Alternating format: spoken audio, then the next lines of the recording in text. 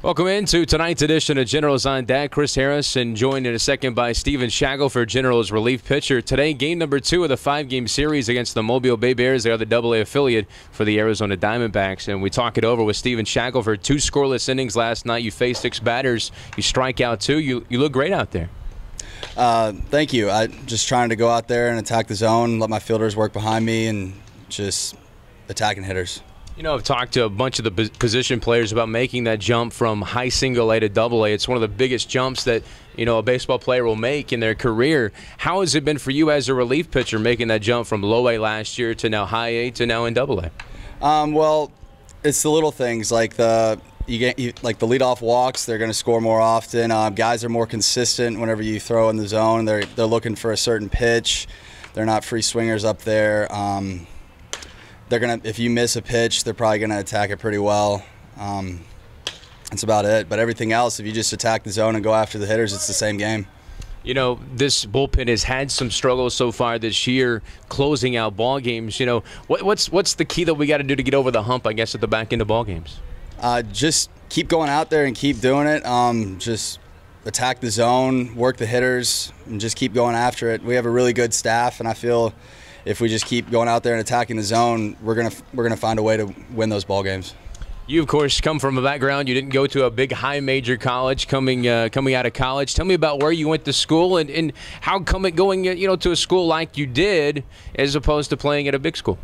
Well, I went to Savannah College of Art and Design in Savannah, Georgia. I played NAIA ball in the Sun Conference. It was a smaller school.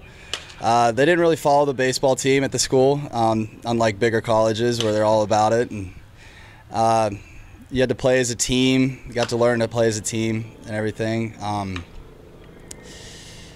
That's about it. So, it was a little different, but yeah. For sure. Well, I've been told by Jim Penkovitz, our manager, to ask you about your ritual before you take the mound. It's a little bit unique.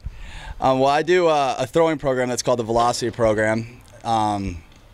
And a couple innings before I know that I'm about to go in, I usually stretch, and I'll do my 2-pound arm swings and get my arm good and loose. And then when they call down to the bullpen and they call my name, I usually chug a monster right then and there, go over and do my holds with the 2-pound ball, 1-pound ball, and then do some dry fires with just hand. And I step on the mound and do 2 or 3 crow hops and then pitch a little bit and then go out to the field. So it's not quite as crazy as Trevor Bauer, but it's close. I guess it's pretty similar, yeah. Would you suggest it to anybody out there? I would suggest it. I mean, it helps me get going. I like to be 100% intense and get that adrenaline flowing before I go out in the game. But if that's what helps you out on the mound, I suggest it 100%. You had a chance today to work with a lot of young West Tennesseans with the baseball camp today. How was that experience for you, and did you learn anything from the kids today? Well, I mean, I love working with kids. I work with kids in the off season. I give them lessons and teach them how to do the throwing program that I do. And when I saw the opportunity, I jumped at it. I thought it was a great opportunity to give back to the community a little bit. And I really liked working with them. They said some funny things. Their attention span's a little out, but I mean, but it's just kids. I was the same way, but I loved it. Tell me, as a kid, who did you look up to in the game of baseball? See, when I was growing up, I was a catcher, so I always looked up to like Jorge Posada, Mike Piazza, and those kind of guys. I guess Mariano Rivera, when I started pitching, I really looked up to him. He was my big guy that I looked to because I liked the Yankees growing up. So you grew up you were born in Florida. You grew up and you're from the state of Kentucky, a bluegrass state. Patrick Brady from the state of Kentucky. You grew up a big Kentucky fan, did you? No, I didn't really.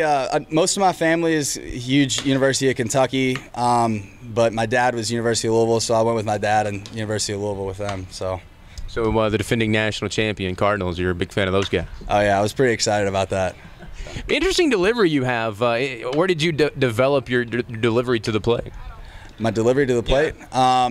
I work with a guy in the offseason called Jamie Evans, and he helps me tweak every little thing in my delivery. And then worked with Lance Painter in High Desert, and he helped me out a lot there too, fixing a couple more things in my mechanics. But it's just piece by piece. There's no real certain person that does it. I just take little bits and pieces from everybody and just morph it all together, what best suits me. So it works, so keep it up. That's Stephen Shackleford yesterday, 2 scoreless innings in relief, struck out 2, and hey, thanks for the time. No problem. Thank you. All right, this has been Generals on Deck. Enjoy tonight's ball game.